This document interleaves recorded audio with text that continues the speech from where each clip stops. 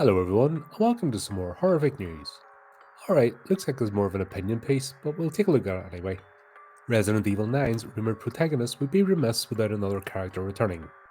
Virtually nothing has been revealed about the highly anticipated Resident Evil 9, but that hasn't stopped fans of the franchise from speculating about it. On top of the online brainstorming sessions and general wishful thinking, there have been a few alleged leaks and rumours that hint at Resident Evil 9's possible story and gameplay elements, painting a blurry picture of the future of the franchise. Resident Evil has been on a tear lately. Resident Evil 3's remake got a lukewarm reception, but essentially every other Resident Evil game since Resident Evil 7 has been met with glowing reviews and commercial success. This spate of hit titles has been composed of both new entries and ambitious remakes, with the latter forming the majority of the series' modern output. The result of this back and forth is a rather interesting franchise culture and legacy, as audiences are regularly reminded of the likes of Leon Kennedy and Jill Valentine, despite them not being directly involved in the currently developing plot of the series. This might not be the case for much longer, though, as rumours have suggested, the Resident Evil 9 will be bringing back these older characters, which should have implications beyond just them. Ada Wong last appeared in the protagonist-packed Resident Evil 6, where she had a bit of a walking into the sunset moment, washing her hands of the current conflict and embarking on another job, shrouded in mystery. It's not clear whether Capcom was ever planning to do something with this enigmatic mission, or if it was simply included to underscore Ada's cool professionalism, but either way, it suggests that she is still active following the events of Resident Evil 6. With Ada presumably still an agent for the Chinese government, there's plenty of potential for her to return in a future Resident Evil game. Moreover, her connection with Leon would serve as a perfect excuse to bring her back into the fray. While Ethan and Maya Winters are Resident Evil's predominant couple, the franchise is mostly devoid of romantic subplots. Ethan and Maya's relationship is more about family and duty than butterflies in the stomach. The exception to this would be Leon and Ada, who have had an explicitly romantic, albeit fleeting and tumultuous relationship throughout the franchise. From their very first encounter in Resident Evil 2, Leon and Ada have had some sort of romantic connection, even sharing a kiss near the end of a story. Their dynamic also has a strong flirtatious undertones in Resident Evil 4 and Resident Evil 6.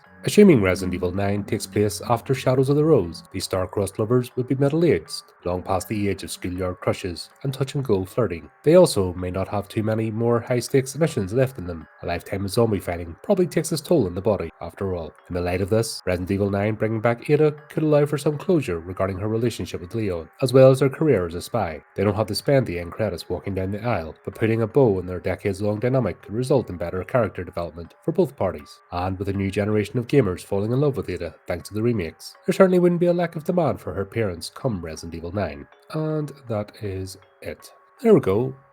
Interesting. So, if you've seen I've been covering this, I'm trying to keep up to date with anything Resident Evil 9 related. I'm looking forward to seeing what it's about. And of course, they've talked about bringing Leon, Jill Valentine back. Almost like let's get the old band back together again as well as the new characters. Yeah, don't see why not. Even though, say they're in the 50s, that doesn't mean you're dead. I know a lot of young people think that's ancient of ancients, but some of us still have life in us, you know.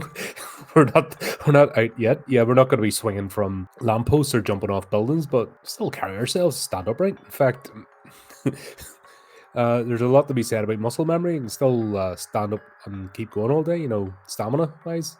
A lot of young ones don't understand that, but sure, hey ho. That's one thing Resident Evil did. It was one of the first games, I've talked about this a lot, it was one of the first games that introduced a storyline and cutscenes and actually have actors involved and build a universe as opposed to a side scroller or platform end of level baddie type thing. There was more to this game and it really did capture the imagination. And the fact that 9 games later plus remakes, it's still successful. And as you know, we're covering the movies at the moment, going through those, which generally they do with the 10 to 10, you know, and they just get more ridiculous, but at the same time, they're fun and they're just playing with the insanity of the world and the scope. When you think of what it takes to put something like the Umbrella Corporation together, what they would need to build and the research stations and the secrecy, it is a fantastical world and it's good to jump into it from time to time. I don't see anything wrong with what they're saying here. I think everyone just wants to know what the story is. But anyway, as I find out more, I will bring it to you. So let me know what you think.